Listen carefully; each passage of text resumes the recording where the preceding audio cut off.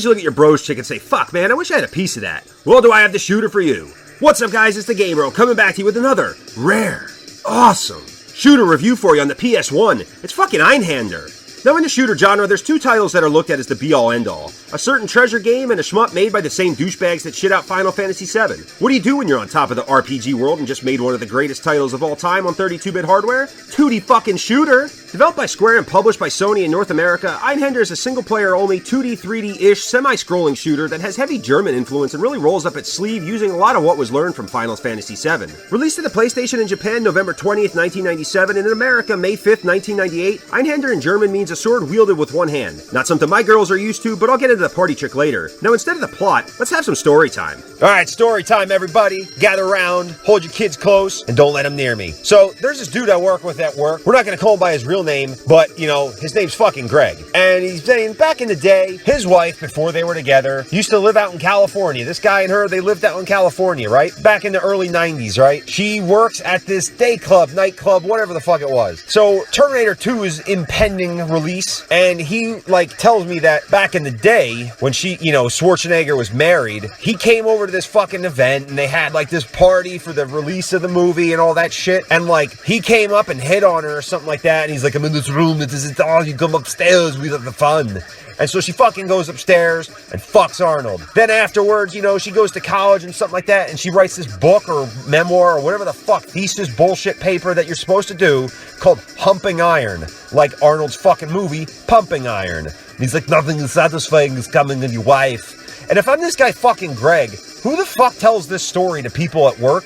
How many years later? A, it doesn't sound fucking true, but who the fuck would make that up? So, like, this is the kind of shit I deal with from these people every fucking day. And he's like, yeah, the fuck are good.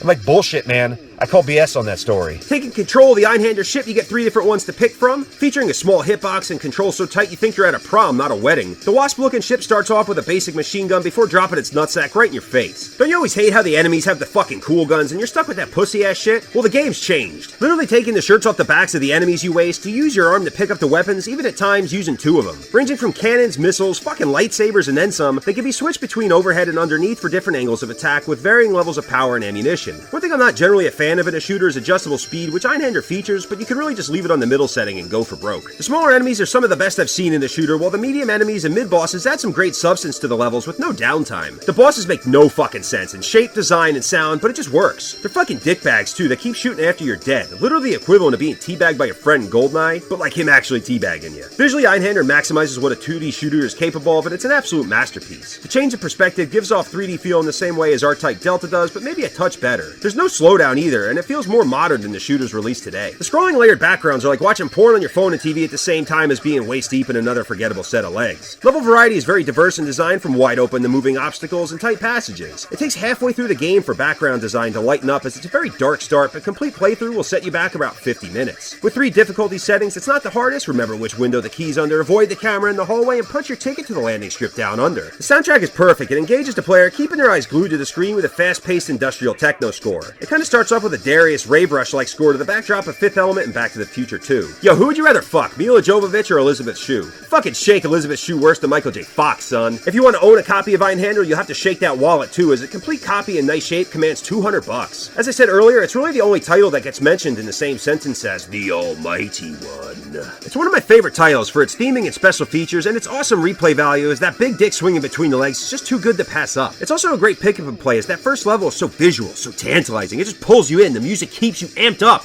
It's thrusting in, out, oh fuck!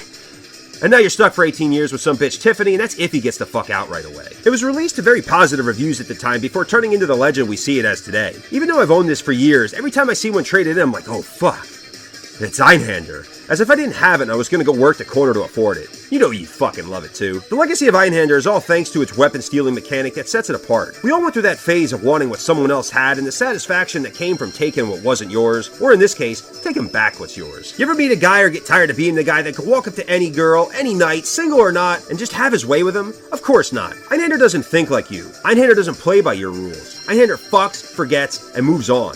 He'll walk right up to your chick in your fucking face, take her back and flatten that shit. Kate with the big tits? Check. Heather with the thick ass? Hell yeah. Your friend's mom that just lost her husband? You buried that pussy way before he was 6 feet under. Someone once told me this, but Einhander has the ability to walk up to anyone and say, let's fuck, and get away with it. And who's gonna stop him? You? You're gonna sit back and fucking watch, because deep down you fucking love it. Anyway guys, hope you liked the vid. Be sure to like, comment, share, subscribe. Hit that fucking bell button for them notifications. Hope you're enjoying the Slice of Life podcast, or look forward to the Slice of Life podcast. Anyway, until next Tuesday, remember to cheat on your games, not your girls. I've been the Game Bro, and I am out.